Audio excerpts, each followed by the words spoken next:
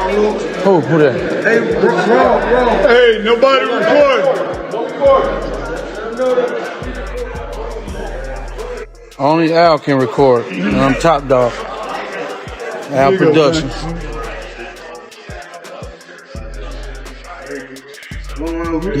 Motherfuckers gonna get anything. You let the shit for camera. But we know what it's for us. We ain't been showing, so we put the shit out there just to get this hit mark, right? Well, we on live.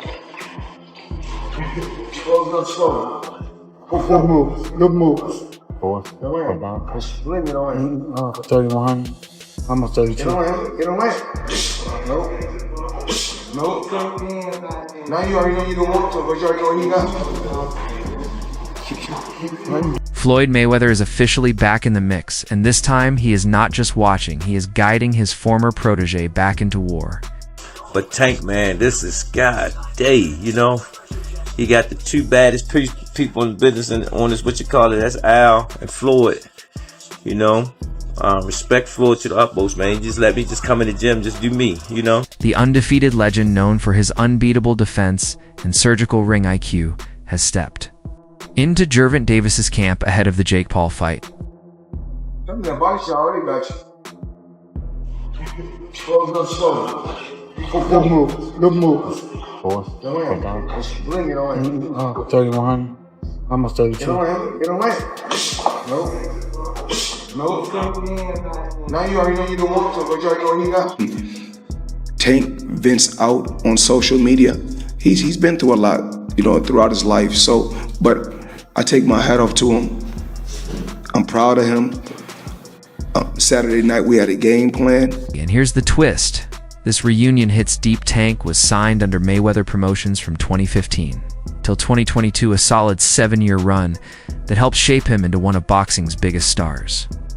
Their split came right after Davis's knockout win over Rolando Romero, his last fight under Floyd's promotional banner. I don't want to go too deep into it because I don't want to bring up mine, but it was somehow that they were saying that I was messing with his daughter off of the fact that she kept Snapchatting me. Okay. She kept hitting me on the Snapchat. So they sent it to Floyd and Floyd bugged out. Okay. So that's what made it. Seeing them back together feels like watching a student return to the professor who taught him the art of not getting hit.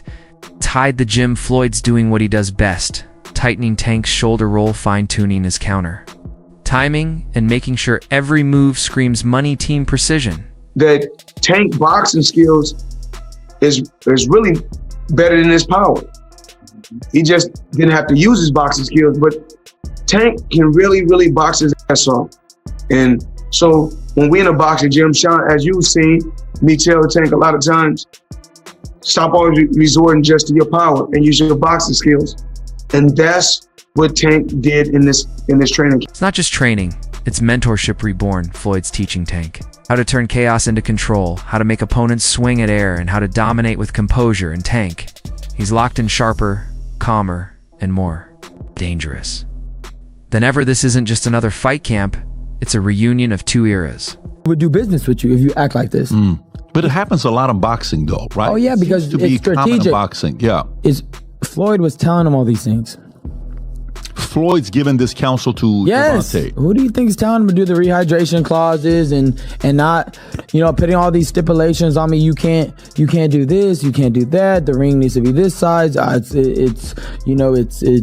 It's Davis Garcia. It's not. But all these things were all by Floyd. The master with the blueprint and the student built to perfect it. Because when Floyd Mayweather decides to train you again, you're not just preparing for a fight. You're preparing to be untouchable. And just when you thought the story couldn't get juicier after Floyd jumping back into Tank's corner, here comes Robert Garcia dropping truth bombs like he's calling out the whole sport.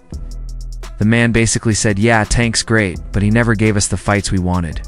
I think Tank never gave us the fights that we really wanted. Never really gave us those challenges. He never really challenged himself. He didn't give Rhodes that rematch, which he should have. Mayweather did it when he had a hard time with Maidana and Castillo. Right away, he did the rematches to prove everybody wrong, and look at what he did. He beat him clearly. And you know what? He's not wrong. We've been sitting here for years waiting for those legacy-defining showdowns. The Roach rematch, the Shocker fight, the LMA fantasy matchup, but instead Tank's out here signing autographs and sparring. Heavyweights for fun. Garcia even brought up how Floyd always ran it back when people doubted him. Castillo Maidana, boom, instant rematch statement made. But Tanky just moved on like a man who ghosted his toughest test. So Tank should have done the same. He didn't. That I could criticize. But then at the end also, if you're making 30 to 50 million, I don't even know what he's making. If I had one of my fighters get an offer to fight a big celebrity, a big YouTuber for 20, 30 million dollars, I would probably do this. Now don't get me wrong. I get where Garcia's coming from. As fans, we want smoke, real fights, real drama. But then you look at Tank pulling in maybe 50 million for an exhibition with Jake Paul and you start thinking, wait a minute. Would any of us say no to that? Come on, let's be real. If Jake Paul offered you that kind of bag, you'd lace up the gloves tonight? And that's where Garcia's take gets interesting. He doesn't like it, but he gets it, because at the end of the day when Tank's retired, belts collect dust, but that money takes care of generations. I don't blame him. You know, it's boxing. At the end of his career, 20 years from now, nobody's gonna care how many belts he won or who he fought. The only thing that matters is that he's going to be able to take care of his family, himself, for the rest of his life, and that's the most important thing. So I don't disagree with what he's doing.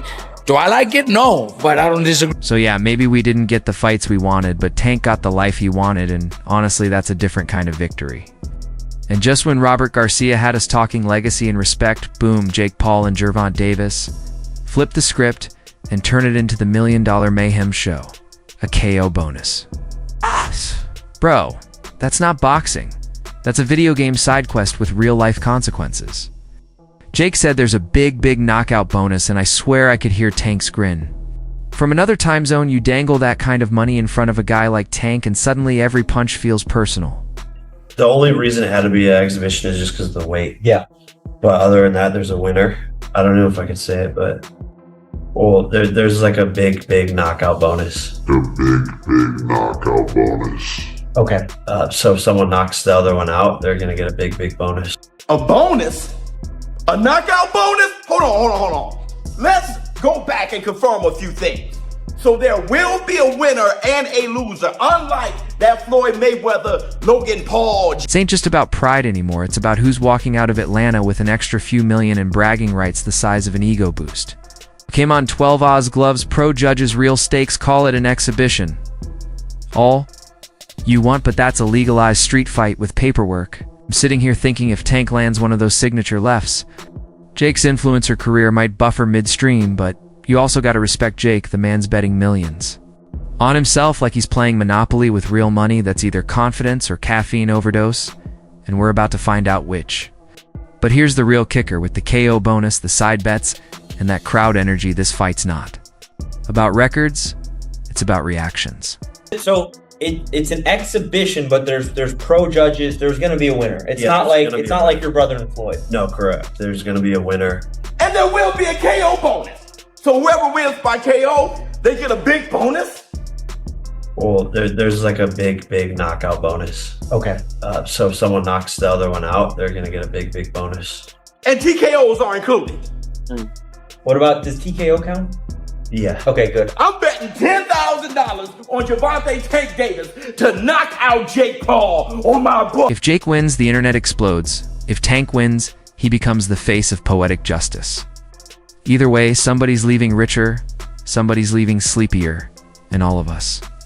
We're tuning in like it's the season finale of boxing's most unpredictable soap opera, and right when you thought this Jake Paul versus Gervonta Davis circus couldn't get any more unpredictable, Antonio the Magic Man Tarver steps in, and bro, he's talking facts.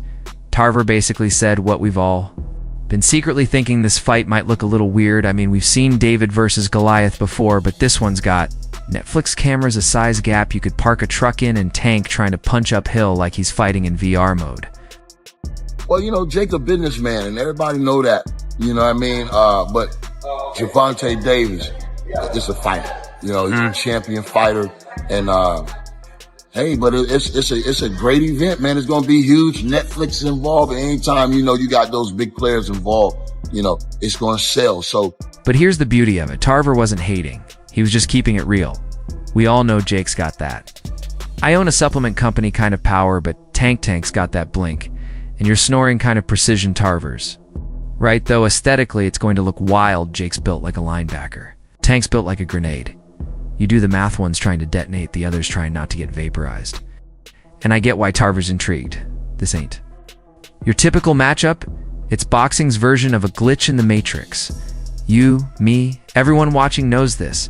If Tank lands clean, it's lights out.